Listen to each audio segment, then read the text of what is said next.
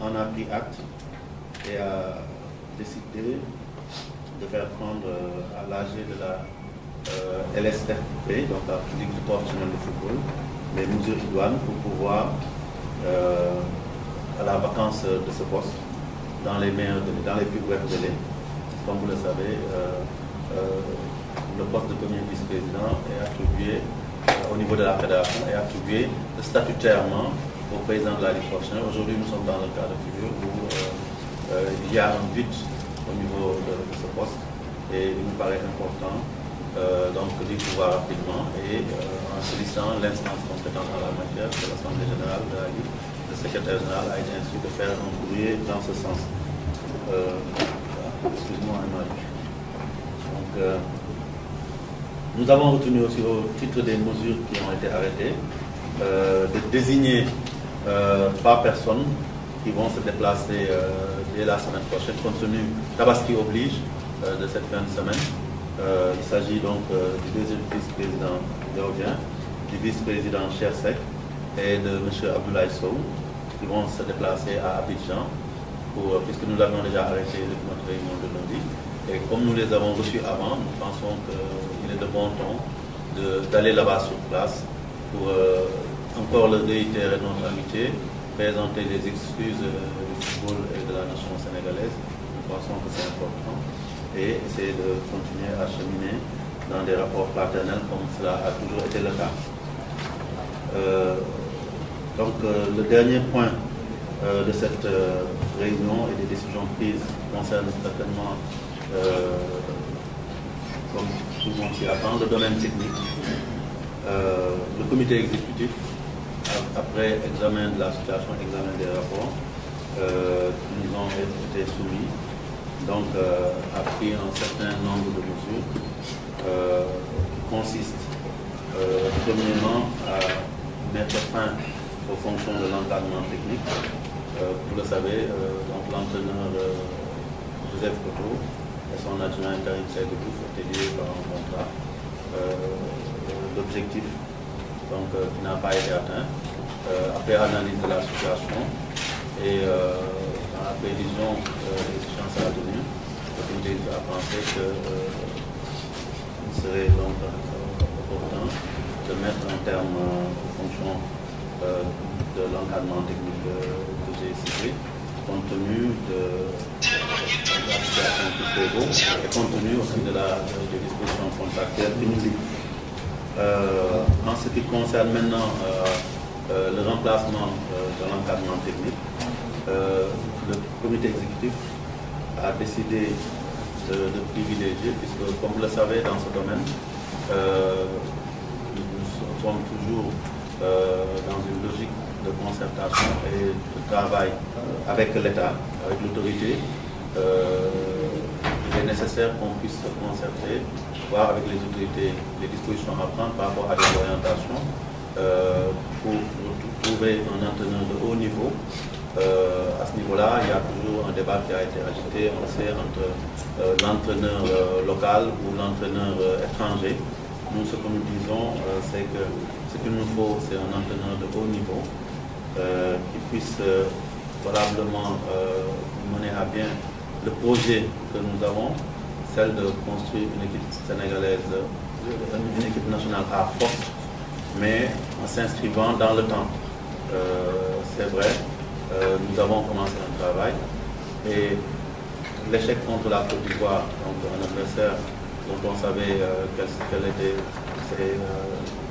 ses atouts, ne nous fait pas déroger du fait que nous devons continuer à bâtir cette équipe nationale sur de nouvelles bases et à nous entourer de la meilleure perspective possible, si tant est que les moyens sont disponibles à cela, parce que vous le savez aussi, aujourd'hui, trouver les meilleurs entraîneurs requiert des moyens, heureusement que la fédération n'a pas. Nous savons aussi que dans le contexte actuel au Sénégal, il y a beaucoup de difficultés financières et nous pensons qu'il est important de ne pas mettre les autorités devant le fait accompli en ce qui concerne le nouvel entraîneur, d'aller échanger avec eux. Je pense qu'aujourd'hui, la volonté de la fédération, c'est de donner un nouveau souffle à l'équipe nationale A, parce que nous avons conscience que c'est le secteur aujourd'hui qui pose problème dans notre football. Les autres secteurs et les autres programmes que nous avons initiés se portent bien. Et nous attendons à ce niveau-là d'échanger avec les autorités pour avoir les indications par rapport au choix à faire. Nous irons vers eux pour leur soumettre en tout cas les propositions qui nous paraissent en mesure de satisfaire donc, au remplacement des entraîneurs qui ont été remerciés.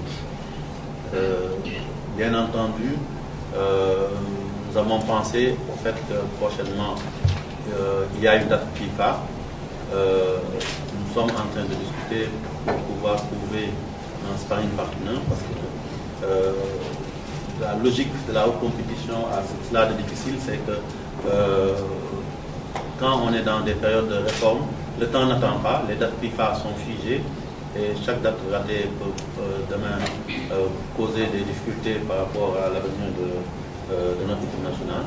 Et nous avons retenu sur cet aspect-là, en attendant d'avoir confirmation définitive, parce que nous avons quelques touches avec une équipe africaine qui veut jouer donc, le Sénégal à la date du 14 dimanche, de confier au directeur technique national l'intérim sur ce match-là, en attendant que donc, le nouveau sélectionneur et son encadrement soient nommés.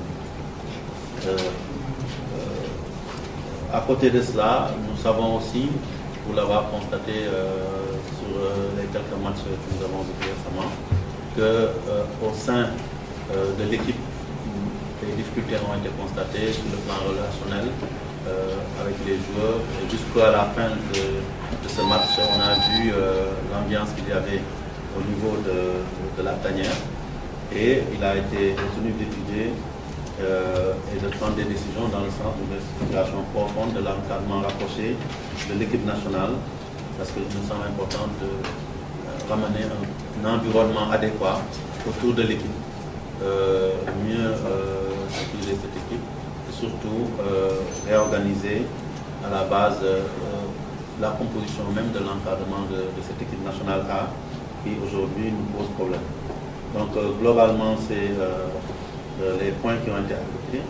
Je ne voudrais pas terminer quand même sans remercier de vive voix l'entraîneur national Jeff Koto et son adjoint, puisque on le sait, il s'était engagé avec la Fédération Football dans un challenge qui consistait à partir sur de nouvelles bases pour construire une équipe compétitive. Sous la route de ce challenge, ils ont eu à se retrouver avec une équipe, il faut dire, à plus forte partie, parce qu'en face, nous avions quand même la Côte d'Ivoire. Et aujourd'hui, nous constatons que les objectifs n'ont pas été atteints, même si, il faut le reconnaître, dans le cadre de nos rapports, en tout cas, je peux le dire aujourd'hui, en toute sincérité, Joseph Koto a eu à donner des gages de qualité dans le travail, mais malheureusement, un entraîneur national très souvent est jugé sur les résultats, mais aussi nous avons pensé à l'avenir, nous avons essayé de peser le pour et le contre pour savoir est-ce que dans les conditions actuelles, Joseph Koto pouvait continuer à amener cette équipe avec les joueurs sans qu'il n'y ait pas une continuité dans cette sorte d'instabilité qui s'est installée dans deux matchs, entre le match à Abidjan et à Dakar. Et donc, quelque part, nous tenons à lui rendre hommage pour les services rendus. Le challenge n'était pas évident. Ce que je retiens simplement, peu de monde avait jugé inopportun sa nomination quand il a pu faire ses preuves pendant son intérim. Mais aujourd'hui, le football est ainsi fait que ceux qui aujourd'hui pensent que tu dois être là à un moment donné, le lendemain aussi peuvent considérer qu'il faut partir. Et sur la base de nos objectifs, nous avons pensé que c'était la bonne décision à prendre. Donc, je voudrais aussi terminer en disant encore une fois notre regret au peuple sénégalais, non seulement de ne nous être pas qualifiés. Je pense que c'était quelque chose qui était attendu. même si on savait que c'était une tâche ardue. Et à ce niveau-là, je dois insister quand même, pour ceux qui font attention aux déclarations de la fédération, que nous avions insisté sur la valeur de l'adversaire, sur les possibilités qui nous étaient offertes, certes, de pouvoir gagner contre la Côte d'Ivoire, mais sur le fait aussi qu'en cas d'élimination, ce ne serait pas une honte que d'être éliminé par la Côte d'Ivoire par ces temps actuels. Parce qu'aujourd'hui, le rapport de force est assez clair. La Côte d'Ivoire, à tout point de vue, sur tous les paramètres d'appréciation possibles, nous devancer de plusieurs têtes. Donc, mais on savait aussi que le football n'est pas une science exacte et que compte tenu de notre potentiel, aussi jeune qu'il soit, nous espérions pouvoir quand même obtenir une planification. Mais cela n'est pas le cas, mais cela ne devrait pas nous pousser à changer ou à faire table rase de tout ce qui a été fait. Au contraire, nous pensons que nous essaierons de donner satisfaction au peuple sénégalais pour les échéances futures, étant entendu, et ça j'insiste, parce que je pense qu'à ce niveau-là, la répétition est importante, qu'on ne nous demande pas de renverser des montagnes, sinon nous n'en avons pas les moyens, et surtout, laissons le temps aux entraîneurs qui seront là de pouvoir bâtir quelque chose de solide.